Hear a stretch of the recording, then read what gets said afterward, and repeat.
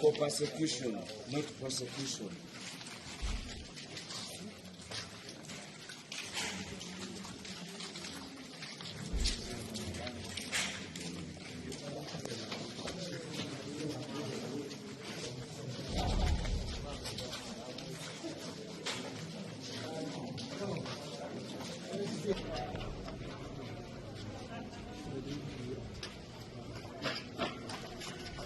Lunaku olwaleero ng'ennaku z'omwezi 18 Novemba 2025 kabadde kaseera akaddirira obuseera obwo obuzze buyita abasibe abaasibwa ku lwa NUP lwe batera okuba nga bajja ne balabikira wali mu kooti e Kanyanya emanyiddwa nga Kawempe Magistrates Court. N'olunaku olwaleero ebadde embeera y'emu era ng'abasibe bonna 11 abaasibwa ku lw'ensonga z'okukola dduyiro ow'ekinnamagye wabula nga bano bonna ba kibiina ki NUP the National Unity Platform bakomezeddwawo oba baleeteddwa olunaku olwaleero okusobola okubeera nti basimbwa mu maaso g'omulamuzi.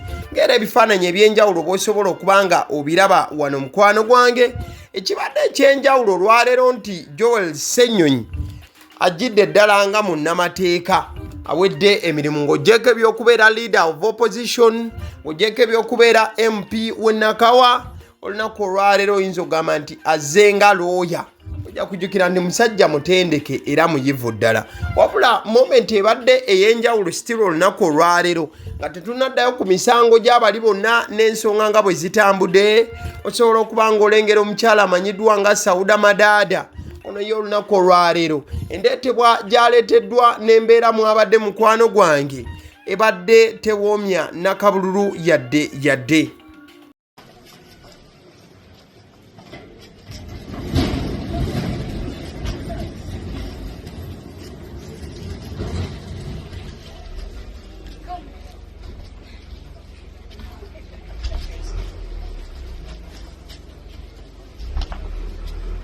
Bakira omukyalo ono Sauda Madada olw'embeera gy'abaddemu omulamuzi yalagiriddewo on spot basobole okubeera nti bamufunira obujjanjabi era ambulance ereeteddwa Sauda Madada ye ne bamugjawo. Ekitegeeza nti awo abasibe ne baba nga babadde basigadde 10 ku 11 nga bwe balina okubeera nti babeera.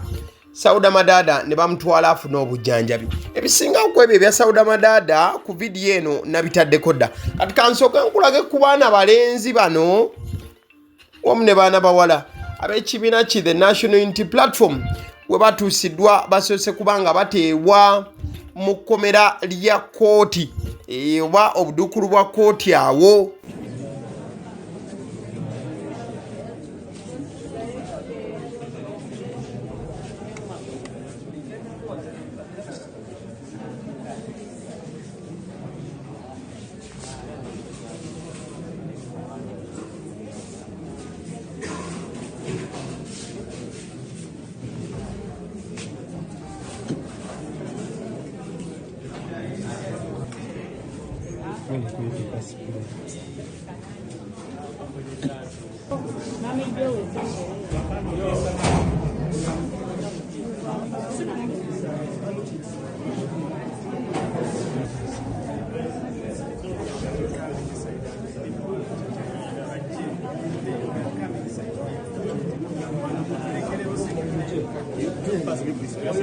One by one.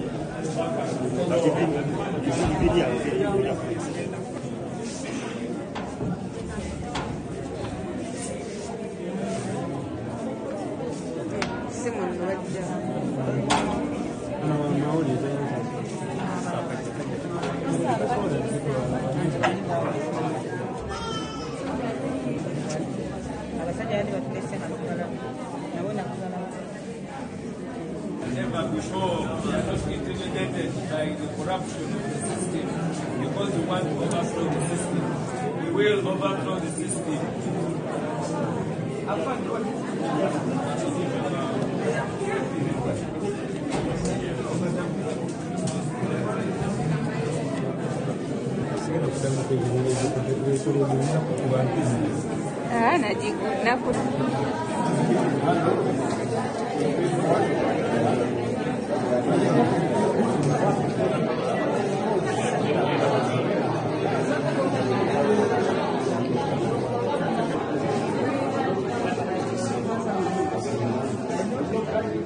abo be baana balenzi wamu ne baana bawala ab'ekibiina ki the National Unity Platform abakwatibwa ku misango egyekuusa n'okukola dduyiro ow'ekinnamagye oba emisango egy'abasomerwa mu kooti. Kale katusooka tubalabe embeera ebaddewoko mu kooti fasita then ngenda kuba nga nkwongera okubuulira kiki ekisaliddwawo olunaku olwaleero.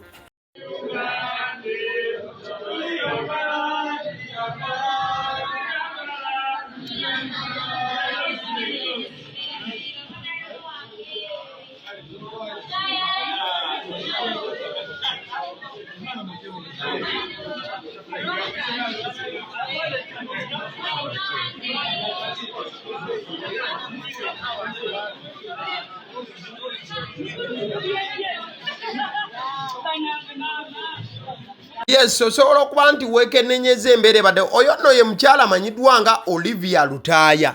Ye gwe mulundi ogubadde gusoose okuleetebwa n'abalala. Ojja kujjukira nti twamukuleeterako nga bamuleese mu kooti n'asomerwa oba nannyonnyolwa ensonga eyali emukwasiza ate abasajja ne bamuvuga ne bamwongerayo. So olunaku olwaleero Olivia Lutaaya aleeteddwa n'abasibe abalala bonna olw'ensonga nti egimu ku misango egimuvunaanibwa gye gimu ne ku misango egivunaanibwa bano abalala. Kati kansooke nkulageko embeera still nga bwe badde munda at the same time kugattireko munnamateeka wa NUP nga nnyonnyola obujjuvu bw'ensonga. Substantial sureties, most of whom were previously found by courts.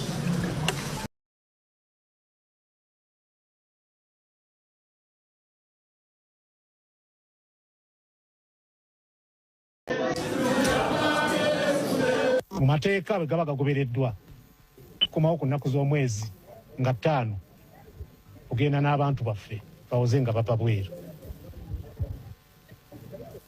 Omu yekka 11 be twasobodde kusabira kweyimirirwa olw'ennaku baziweddeyo oyo Olivia Lutaaya. Bigambo bya kanso muyizi munnamateeka wa NUP agambye nti abasigadde bonna Bobele badde basabiriddwa oba okubeera nti babakkiriza okweyimirira. Kati ekiganyo olunaku olwaleero abadde mukyalo oyo Olivia Lutaaya gwe baakasiba ye tebamweyimiridde olunaku olwayo oba tebasabye kweyimirira kwe engeri gye kiri nti akadde ka kooti kabadde kaweddeyo. Joel Ssenyonyi naye abaddewo era abadde omu ku bannamateeka olunaku olwaleero era kino kyasobodde okuba nti ayogera ku mbeera ebaddewo olunaku olwaleero. So kooti tubadde tugijjukiza nti abaayi gano amateeka agakolebwa mu paalamenti kooti mulina gagoberera katusubire kooti ejja kukola ekyo. Ffe tekibadde tukola just kubajjukiza nti ssemateeka yaffe n'amateeka amalala kino kyegalambika obulungi. Oh, that is it. Abasibe ba NUP oba abasibe be baasiba ku lwa NUP olunaku olwaleero baleeteddwa mu butongole. Oyo nno ye Sauda Madada embeera bambi abadde mumbi nti asesemye n'omusaayi ku kooti olunaku olwaleero okakana nga ye bamuddusiza misinde. So situation ebaddewo olunaku olwaleero yeyokubeera nti omulamuzi abasibe bano bonna abasindise baddeyo ku alimanda bajja kuleetebwa ng'ennaku z'omwezi 5 ensalawo ya kooti eweebwe. Kale mukadeke kamu olunaku olwaleero lunaku lwanzikiza nnyo era lunaku lwa maziga. Buli banna NUP bwe bafunamu akadde ne beefumintiriza n'okujjukira ebyaliwo ng'ennaku z'omwezi 18 ne 19 Novemba, amaziga gabanyunguka banyuma lw'okuba nti bannayuganda bangi abaafa mu nnaku 2 zokka ezo. Omwaka gwali gwa 2020 era nga kino NUP ekiyita the November 18th 19th 2020 massacre. We shall always remember nti abantu bano oba oliawo balijjukirwa ebbanga lyonna. Joel Ssenyonyi agamba nti on this day 5 years ago dozens of people were massacred by Uganda's military in Kampala and neighboring towns. And to date, justice has never been served to the bereaved families. 18th and 19th November 2020 left scars on our land, the kind similar to many other injustices that have over the years been occasioned on Ugandans. One thing is for sure, justice will one day be served. Joel Senyonyi ng'agamba nti emyaka kati giweze 5 olunaku olwaleero enkuyanja y'abantu we battibwa amagye oba ejje lya military mu Kampala n'ebitundu ebirinaanyeewo, wabula paka na kati abantu bano famire zaabwe tezifunanga bwenkanya.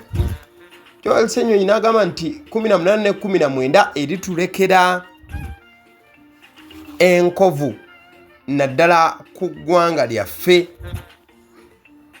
era nga kino kyagala okwefaananyiriza obutafuna bwenkanya obujjudde mu ggwanga lino mu myaka nga bwe zizze gitambula. Era n'agamba nti ekintu ekisobola okukakasibwa ekiri ku shuwa nti justice eribeerawo olunaku lumu oba obwenkanya. So may the souls of all these people oba abantu bano abaafa emyoyo gyabwe Mukama agiramuze kisa. Eyo n'embeera ebaddewo ku the National Unity Platform olunaku olwaleero. Olw'abasibe mbagambye nti bakomezebwawo ng'ennaku z'omwezi 5 Desemba. Ale nzikiriza nkutegeeze ku bannaffe aba Honeybites bagamba nti bo omulimu gwe bakola gwa kukolera byakulya eby'abaana abadda ku masomero. Bwe tugamba abaana abadda ku masomero saabo bokka abadda ku masomero, wabula n'ababeera ewaka balina package ey'ebyokulya eby'abaana mu line efaananako bwetyo.